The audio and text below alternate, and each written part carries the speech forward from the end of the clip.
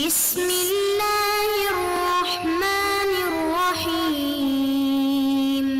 بسم الله الرحمن الرحیم الحمد للہ وکفا والصلاة والسلام علی من لا نبی بعد اما بعد. عزیز طلباء، آج کتاب الہدایہ جو 40 کا سبق نمبر 262 ہے، اور اس سبق میں جنس ما لا یستحلف فیہ وما اختلف فیہ الفقہاء کے متعلق بات کریں گے، اور کتاب کی عبارت وَإِذَا كَانَتِ الدَّعْوَى نِكَاحًا سے لے کر وَأَمْرُ الْمَالِ هَيِّنٌ تک ہوگی. آتے ہیں کتاب کی عبارت کی طرف. قال وَإِن كَانَتِ الدَّعْوَى نِكَاحًا لَمْ يُسْتَحْلَفِ الْمُنْكِرُ عِنْدَ أَبِي حنیفة رحمہ اللہ تعالی، اور اگر نکاح کا دعویٰ ہو تو امام اعظم ابو حنیفہ رحمہ اللہ تعالی کے نزدیک منکر سے قسم نہیں لی جائے گی. ولا يستحلف عنده في النكاح والرجعة والفيء في الإيلاء والرق والاستيلاد والنسب والولاء والحدود واللعان. اور امام صاحب کے ہاں نکاح، طلاق سے رجوع، الا سے رجوع، رقیت، استیلاد، نسب، ولا، حدود اور لعان میں مدعا علیہ سے قسم نہیں لی جائے گی. وقال ابو یوسف و محمد رحمہم اللہ تعالی یستحلف فی ذلک کلہ الا فی الحدود واللعان. اور صاحبین فرماتے ہیں کہ ان تمام چیزوں میں قسم لی جائے گی سوائے حدود اور لعان کے. وصورۃ الاستیلاد ان تقول الجاریہ، اور استیلاد کی صورت یہ ہے کہ باندی کہیں انا امی ولد لمولایا، کہ میں اپنے آقا کی ام ولد ہوں. وہذا ابنی منہ وانکر المولا، اور یہ میرا بیٹا اس سے پیدا ہوا ہے اور مولا انکار کریں. لأنہ لو ادعى المولا يثبت الاستیلاد باقرارہ، اس لیے کہ اگر مولا دعویٰ کرے تو اس کے اقرار سے استیلاد ثابت ہو جائے گا. ولا یلتفت الی انکارها، اور باندی کے انکار کی طرف التفات نہیں کیا جائے گا. قال وإن كانت الدعوى نکاحا، سابق میں یہ بیان کیا گیا تھا کہ بینہ مدعی کی ذمہ ہے اور قسم مدعا علیہ کے ذمہ ہے، لیکن چند صورت ایسی ہے کہ جن میں بالاتفاق مدعا علیہ پر قسم نہیں ہے، اور چند صورت اختلافی ہے جن میں امام اعظم ابو حنیفہ رحمہ اللہ تعالی کی نزدیک مدعا علیہ پر قسم نہیں ہے، جبکہ صاحبین فرماتے ہیں کہ ان صورتوں میں مدعا علیہ سے قسم لی جائے گی. ولا یستحلف عنده فی النکاح، امام اعظم ابو حنیفہ رحمہ اللہ تعالی کی نزدیک 9 چیزیں ایسی ہیں کہ جن میں مدعا علیہ سے قسم نہیں لی جاتی. وہ نکاح، رجع اور الا سے رجوع، رقیت، استیلاد، نسب، بلا، حدود اور لعان ہے. اور صاحبین فرماتے ہیں کہ حدود اور لعان کے علاوہ ان 7 چیزوں میں مدعا علیہ سے قسم لی جائے گی. فی النکاح، ان 9 چیزوں کی ہم بالاختصار صورتیں بیان کرتے ہیں. تو پہلی چیز نکاح ہے. مرد نے نکاح کا دعویٰ کیا اور عورت منکر ہے، یا عورت مدعیہ نکاح ہے اور مرد منکر ہے، تو اس صورت میں مدعا علیہ سے قسم نہیں لی جائے گی. والرجعۃ، میاں بیوی کے مابین طلاق رجعی سے رجوع کے متعلق اختلاف ہوا. شوہر کہتا ہے کہ میں نے رجوع کیا ہے، اور زوجہ کہتی ہے کہ نہیں، آپ نے رجوع نہیں کیا ہے، تو اس صورت میں بھی مدعا علیہ سے قسم نہیں لی جائے گی. والفیء فی الإیلاء، مدت ایلا میں شوہر رجوع کا مدعی ہے اور زوجہ کہتی ہے کہ نہیں، آپ نے مدت ایلا میں رجوع نہیں کیا ہے، تو اس صورت میں بھی مدعا علیہ سے قسم نہیں لی جائے گی. والرق، اور چوتھی چیز رقیت ہے کہ ایک شخص نے ایک مجہول النسب شخص کے بارے میں کہا کہ یہ میرا غلام ہے، اور اس شخص نے انکار کیا، تو اس صورت میں بھی مدعا علیہ سے قسم نہیں لی جائے گی. والاستیلاد، استیلاد میں اختلاف ہو جائے. مثلا باندی نے یہ کہا کہ میں اپنے آقا کی ام ولد ہوں، اور یہ میرا جو بچہ پیدا ہوا ہے یہ آقا کے نطفے سے ہیں،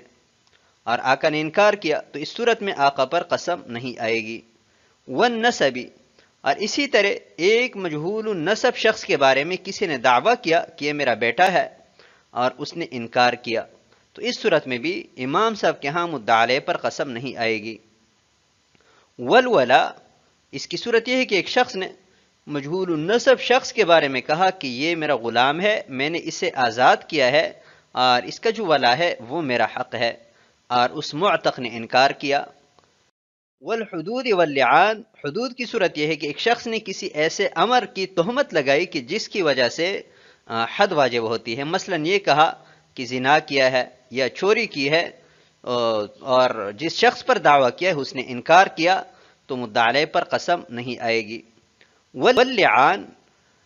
زوجہ کہتی ہے کہ شوہر نے میرے اوپر تہمت لگائی ہے جس کی وجہ سے لعان واجب ہے اور شوہر اس کا منکر ہے،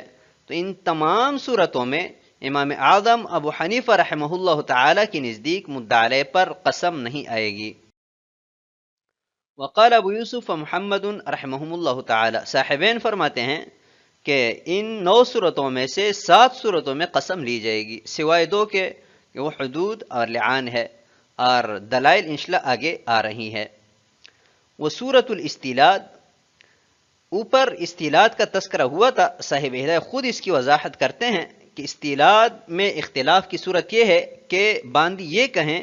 کہ میں اپنے آقا کی ام ولد ہوں اور میرا یہ بیٹا آقا سے پیدا ہوا ہے، اور آقا انکار کریں، تو اس صورت میں آقا سے قسم نہیں لی جائے گی۔ اور اس کی وضاحت اس لیے کرنی پڑی کہ اگر آقا اس بات کا دعویٰ کریں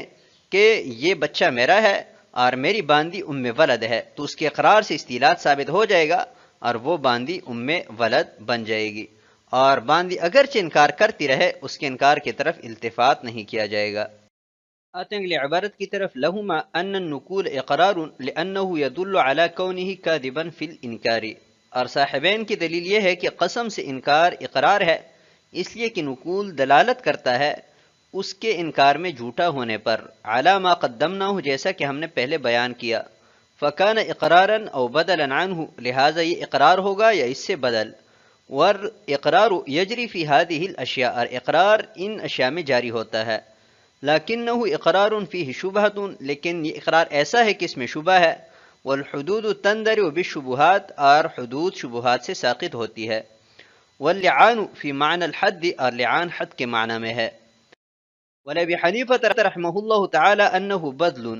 امام اعظم ابو حنیفہ رحمہ اللہ تعالی کی دلیل یہ ہے کہ قسم سے انکار بخوشی مدعا علیہ چھوڑنا ہے، لأن معه لا تبقى الیمین واجبۃ، اس لیے کہ اس کے ساتھ قسم واجب نہیں رہتی، لحصول المقصود، مقصود کے حاصل ہونے کی وجہ سے، وانزالہ باذلا اولا، اور اسے باذل قرار دینا اولا ہے، کئی لا یصیر کاذبا فی الانکار، تاکہ وہ انکار میں جھوٹا نہ ہو، والبدل لا یجری فی هذه الاشیاء، اور ان اشیاء میں بدل جاری نہیں ہوتا۔ لہما ان النقول اقرار، یہ صاحبین کی دلیل ہے، وہ فرماتے ہیں کہ مدعا علیہ نے جب قسم سے انکار کیا تو یہ انکار اقرار ہے اس بات کا کہ مدعی اپنے دعوے میں سچا ہے، اور قسم سے انکار اس بات پر دلالت کرتا ہے کہ مدعا علیہ نے مدعی کے دعوے کا جو انکار کیا تھا اس انکار میں یہ شخص جھوٹا ہے، جیسا کہ پہلے بیان کیا گیا۔ علامہ قدمناہ، اس میں وہ فوائد کی طرف اشارہ ہے کہ اگر مدعا علیہ اپنے انکار میں سچا ہوتا تو وہ لا محالہ قسم اٹھا لیتا، کیونکہ قسم اٹھانے میں اس کے لیے بہت ساری فوائد ہے۔ ایک فائدہ تو یہ کہ اللہ تعالیٰ کی طرف سے واجب شدہ چیز یعنی قسم اس کے ادا کرنے والا ہو جاتا۔ دوسرا فائدہ یہ ہے کہ مدعی نے جس حق کا دعویٰ کیا ہے وہ اس کا مستحق ہو جاتا۔ اور تیسرا فائدہ یہ ہے جو کہ سب سے بڑا فائدہ ہے کہ اس نے جب مدعی کے دعوے کا انکار کیا تو اس انکار میں سچ اور جھوٹ دونوں کا احتمال ہے۔ ابھی اگر یہ قسم سے انکار کرتا ہے تو اس کا مطلب یہ ہے کہ وہ جھوٹا ہے، اور اگر قسم اٹھاتا ہے تو اس سے ثابت ہو جائے گا کہ وہ اپنے انکار میں سچا تھا۔ تو قسم اٹھانے میں اس کا یہ بھی فائدہ تھا کہ وہ تہمت سے بچ جاتا، لیکن ان تمام فوائد کو مد نظر رکھتے ہوئے بھی اگر وہ قسم نہیں اٹھاتا تو اس کا مطلب یہ ہے کہ وہ اپنے انکار دعویٰ میں جھوٹا ہے۔ فکان اقرارا، تو قسم سے انکار کا لازمی نتیجہ یہ ہے کہ مدعا علیہ مدعی کے دعوے کا اقرار کر رہا ہے، اس کے حق کا وہ مقر ہوا، تو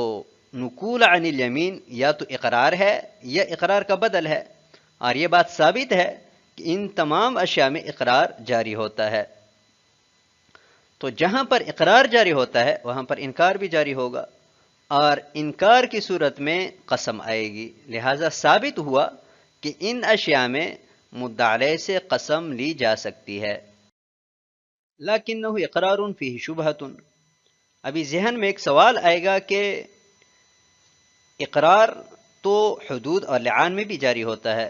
لہٰذا اس میں انکار بھی جاری ہوگا، اور انکار جاری ہونے کی وجہ سے قسم آتی ہے، تو آپ حضرات نے تو حدود اور لعان کو مستثنیٰ کیا کہ حدود اور لعان میں مدعا علیہ پر قسم نہیں آئے گی۔ تو اس کا جواب دے رہے ہیں کہ یہ بات درست ہے، اس میں اقرار ہے لیکن اس اقرار میں شبہ ہے، اور یہ بات بالکل واضح ہے، ہر کسی کو معلوم ہے کہ حدود شبہات سے ساقط ہوتی ہے۔ اور جہاں تک لعان کی بات ہے تو لعان بھی چونکہ حد کے معنی میں ہے، اس وجہ سے لعان میں بھی یہ اقرار مؤثر نہیں ہے۔ تو جب اقرار مؤثر نہیں ہوا، انکار نہیں آئے گا، اور انکار نہیں آیا تو قسم بھی واجب نہیں ہوگی۔ اور ابی حنیفہ رحمہ اللہ تعالی، یہاں سے امام اعظم ابو حنیفہ رحمہ اللہ تعالی کی دلیل ذکر کر رہے ہیں، جس کا خلاصہ یہ ہے کہ مدعا علیہ کا قسم سے انکار دو معنوں پر مشتمل ہے۔ ایک تو یہی معنی کہ جو آپ حضرات نے بیان کیا کہ یہ مدعی کے حق کا اقرار ہے، دوسرا معنی یہ ہے کہ مدعا علیہ کی طرف سے فراخ دلی کا مظاہرہ ہوا ہے، اس نے اپنا حق مدعی کے لیے بخوشی چھوڑ دیا ہے، اور بذل کے بعد یمین واجب نہیں رہتی کیونکہ جھگڑا ختم ہو جاتا ہے۔ تو جیسے قسم اٹھانے کے بعد جھگڑا ختم ہو جاتا ہے، ایک دفعہ قسم اٹھانے کے بعد دوبارہ قسم کی ضرورت نہیں ہے، ایسی ہی مدعا علیہ کی طرف سے جب بذل کیا گیا یعنی فراخ دلی کا مظاہرہ کیا گیا تو اس سے بھی جھگڑا ختم ہو جاتا ہے، تو مقصود حاصل ہوا، قسم اٹھانے کی ضرورت نہیں رہتی۔ وَإِنزَالُهُ بَادِلًا، ابھی ذہن میں ایک سوال آئے گا کہ آپ حضرات نے نقول عن الیمین کو بدل پر محمول کیا ہے تو اقرار پر کیوں محمول نہیں کیا؟ تو اس کا جواب دے رہے ہیں کہ مدعا علیہ کو باطل بنانا یہ زیادہ بہتر ہے، کیونکہ اگر مقر بنائیں گے تو مقر بنانے کی صورت میں وہ مدعی کے دعوے کے انکار میں جھوٹا ہو جائے گا، اور اگر باطل بنائیں گے تو مدعی کے دعوے کے انکار میں وہ جھوٹا قرار نہیں پائے گا۔ تو اس وجہ سے ہم نے نقول عن الیمین کو بدل پر محمول کیا ہے، نہ کہ اقرار پر۔ تو جب یہ بات ثابت ہوئی کہ مدعا علیہ کی طرف سے بدل کیا گیا ہے تو بدل ان ذکر کردہ اشیاء میں جاری نہیں ہوتا، لہٰذا مدعا علیہ سے قسم نہیں لی جائے گی۔ فائدۃ الاستحلاف القضاء بالنقول، اور قسم جو لی جاتی ہے وہ اس لیے لی جاتی ہے تاکہ نقول کی صورت میں قاضی صاحب مدعی کے حق میں فیصلہ کر سکیں۔ تو جب ان اشیاء میں بدل جاری نہیں ہوتا تو قاضی صاحب کا فیصلہ متصور نہیں ہوگا، اور جب قاضی صاحب کا فیصلہ متصور نہیں ہوتا تو استحلاف کا کوئی فائدہ نہیں ہے، لہٰذا ان اشیاء میں مدعا علیہ سے قسم نہیں لی جائے گی۔ الا ان هذا بدل لدفع الخصومت، ابھی ذہن میں ایک سوال پیدا ہوتا ہے کہ آپ حضرات نے